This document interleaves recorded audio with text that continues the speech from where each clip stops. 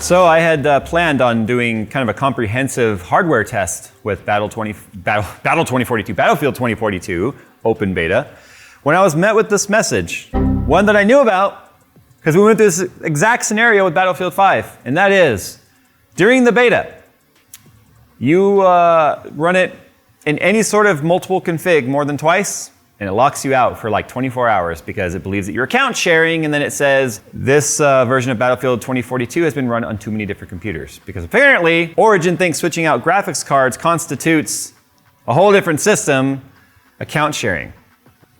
It's not how it works, Origin. NZXT's build is a quick and easy way to get a new gaming computer, and right now they are proud to announce expansion and availability to Australia, the Netherlands, France, and Italy. Build a gaming PC on your budget using the built-in configurator and see exactly how your favorite games will perform. And all builds are backed by the BLD Peace of Mind warranty. To get started building your next gaming PC, visit the BLD link in the description below. So this one actually falls on me. We went through this exact scenario with Battlefield 5. It's during the beta. It's specifically beta related. When the actual title is full release, this won't happen. And considering the fact that it did it on, so I played it at home for 5 hours on live stream, by the way. If you guys want to go and watch that VOD, it is available on twitch.tv/jays2cents. I live streamed it. I had an overlay going with my sensor panel so you could see GPU usage, RAM usage, well, at least RAM request, GPU temperatures, all that sort of stuff. And so twitch.tv/jays2cents, and I'll be live streaming it some more, obviously, as we move into the open beta, not the early access open beta.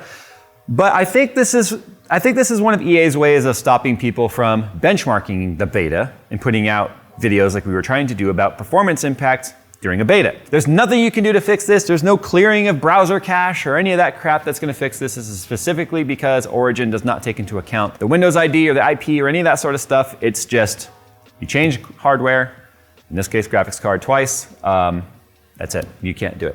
So I figured instead what I'll do today is after 5 hours of gameplay, I give you my honest opinion on how I feel about the beta and whether or not it seems like a title that's gonna be worth buying or not. Now I started this channel on Battlefield.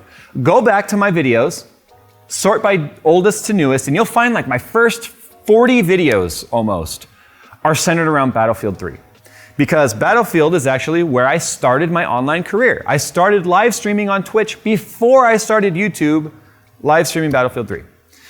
I have owned every Battlefield since, and I've given opinions on every single one since, and I've played every beta ever since, and I'm always gonna be an old school Battlefield player, which is why 5 hours went by like that last night while I was playing, and I was like, holy crap, has it been 5 hours already? First things first, the game size is huge.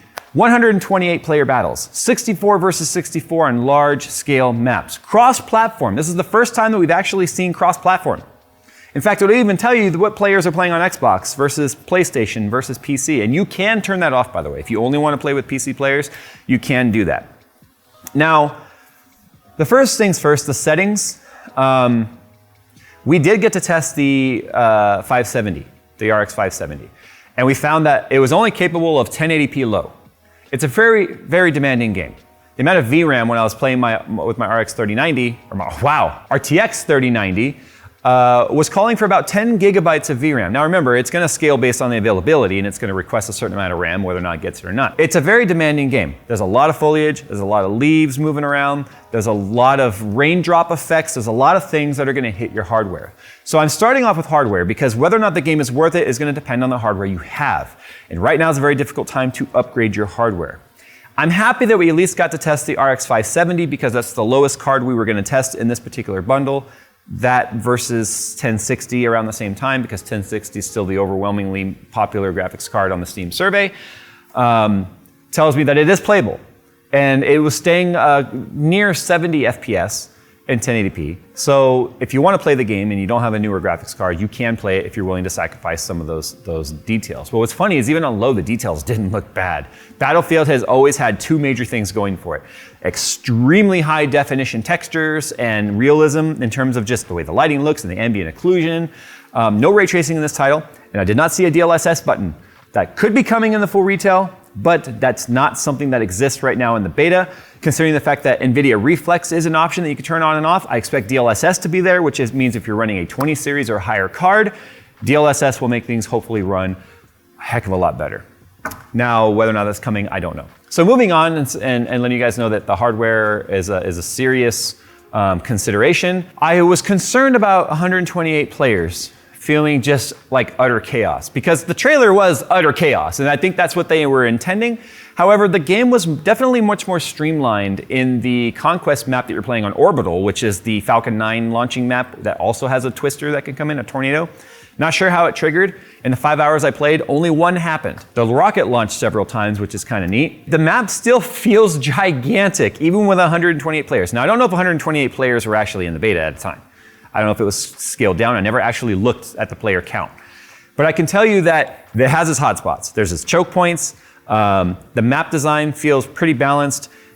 I spent a lot of time in the Little Bird. I am a hardcore Little Bird pilot. It's my thing. I'm good at it. I know my strengths.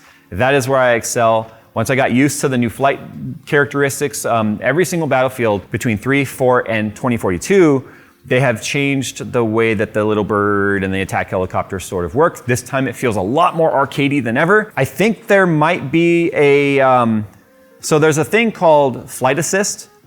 You hit left shift and there's flight assist. Nothing was happening when I would hit left shift. And what I was finding is that anytime I was trying to apply throttle, it was automatically auto-leveling the helicopter. And I hate that because it was auto-leveling my gun sights away from where I wanted it to. Whereas in the other battlefields, I could pitch the helicopter where I wanted it or yaw it where I wanted it, and it would just kind of stay in that position and start to fall because I'm not giving it throttle. And I could stay on target and then fly away. This time, if I want to stay on target and I'm losing altitude, I got to push W to give it throttle, because W is throttle, not forward. It's throttle up, throttle down. It would throttle up and level up. And that's what I didn't want. So I couldn't get that to disable. I hope that means flight assist was stuck on, and that will turn off, because that was difficult to get used to. But once I got used to it, I had no problems going like 25-0 flying the Little Bird. There's a weird issue right now with open beta, which I firmly don't believe is going to make its way into the retail game, and that is a crazy desync of aircraft. Aircraft will just be flying along and then suddenly like, boop, gain like 100 feet of altitude and keep going, or drop 100 feet in altitude and keep going. It's just like slewing all over the sky.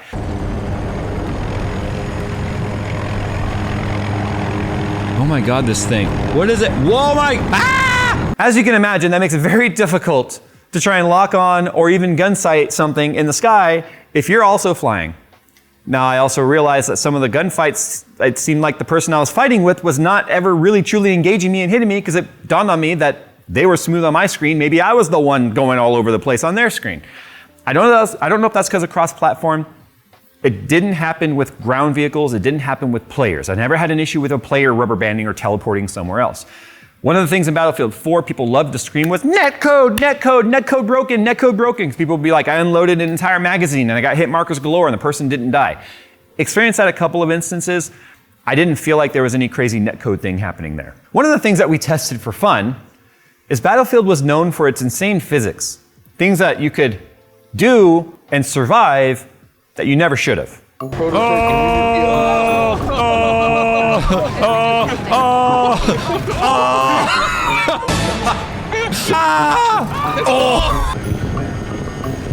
There's an airplane on the other side.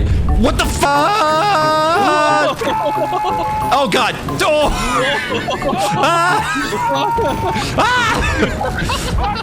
Uh-oh. Ride's over, guys. But of course it has its amazing moments too that just make you just freaking laugh. There's like zip lines and rappelling and stuff that you can do. So one time, there was a guy rappelling up a rope.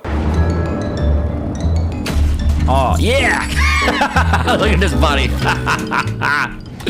Biscuit. Battlefield moments, there's gonna be plenty of them in this title. It worked. The fun factor is definitely there, especially if you squad up with friends. So I was playing with AJ, who we do a lot of the horror games with, Renee, and this time Hobzeltoff, which is one of my moderators and a friend I've known for a long time on YouTube. And flying them around to different flags on the Little Bird, and then doing Overwatch with Little Bird and orbiting and just having enemy callouts and providing support. You can play the objective and have a ton of fun, and at the same time, there's a lot of laughable fun moments in the game. The question whether or not the game is worth it, it's going to depend on the kind of player that you are.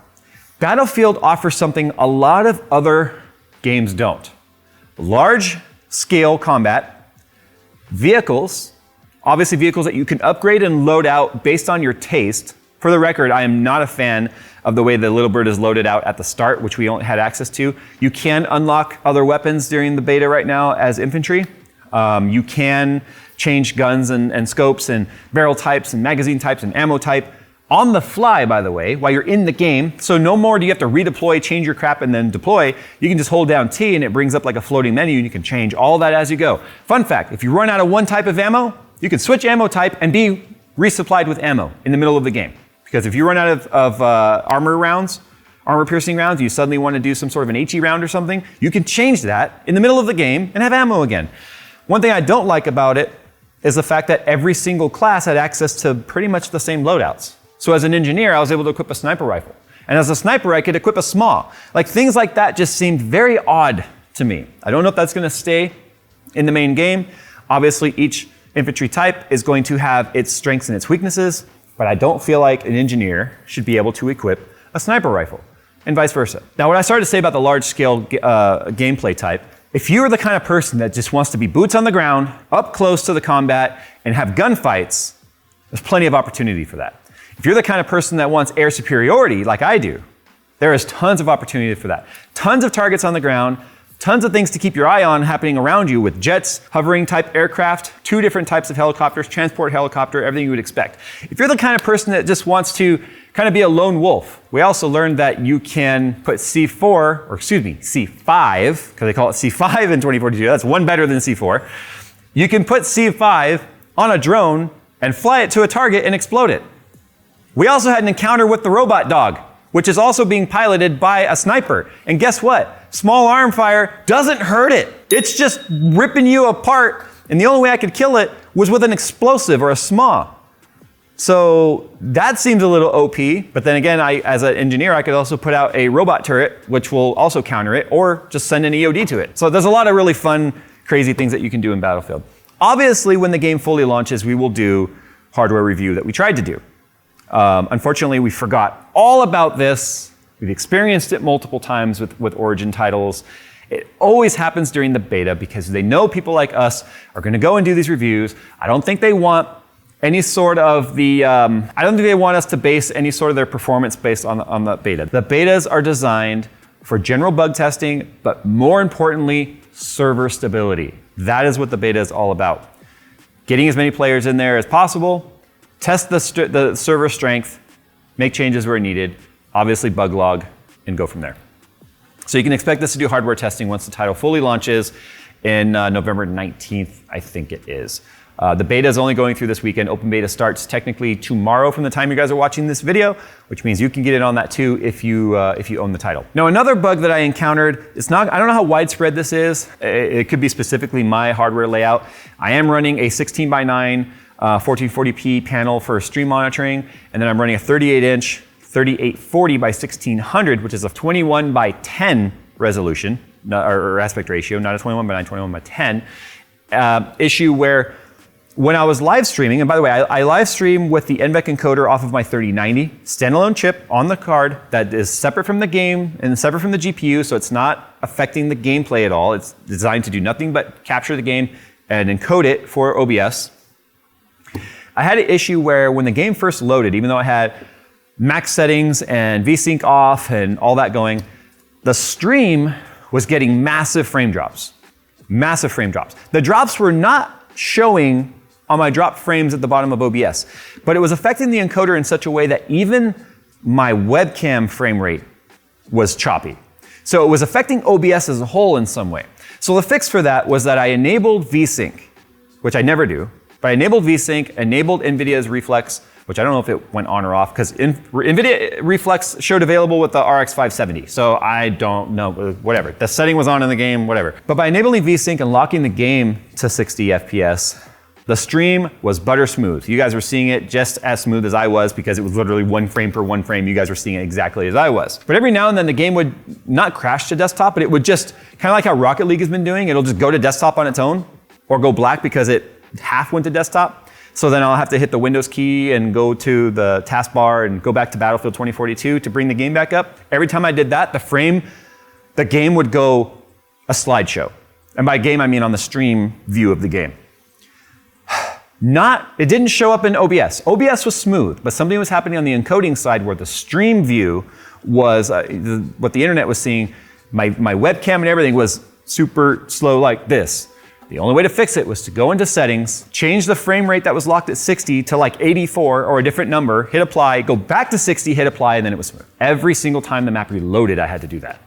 Because every time the map reloaded, it undoes something between the encoder, and then I had to do that. So that's only gonna affect people that are live streaming the beta at this moment. It's something I'll definitely check when the full version is out, because I will be live streaming it again to see if that persists. But that's probably a very small subset of people that are being affected by that. It could just be people that are running ultra wide with a 16:9 standalone monitor with this configuration that I had. So I don't know.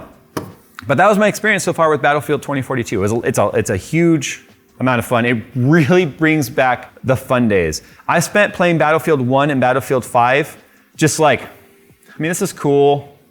The visuals are there. It feels like World War II. The sounds are right, but it just was missing something. Battlefield 2042 legitimately reminds me of how much fun I had when Battlefield 3 first launched, which to me, Battlefield 3 was still my favorite Battlefield. People are gonna argue and say, no, Bad Company 2 was the best. That's fine. Opinions are personal. I don't have to agree with you. Battlefield 3 was my favorite. Battlefield 2042, I have a feeling, is gonna be right up there with that. The fun is back. My squad, there was a few times we were like, no, son of a biscuit, frick. That's bullshit stuff. No way did that happen. We spent most of our time just laughing. Even the times we died, we're like, oh, look at my body. Can I get a revive me, maybe? Oh God, look at his body. Hi. Good times are back, and I'm restored in my faith in Battlefield and DICE's capability to make it a great game again based on the beta so far, and I hope the retail doesn't let me down. All right, guys, thanks for watching this long-winded video. You guys have been asking me if it's worth it. I can't tell you how many times I was asked that in the stream. I had to really kind of go to sleep and download my thoughts and let it sort of simmer and see what kind of cake baked in my brain oven about whether or not the game was worth it. You simmer a cake? Yeah, don't you boil cakes?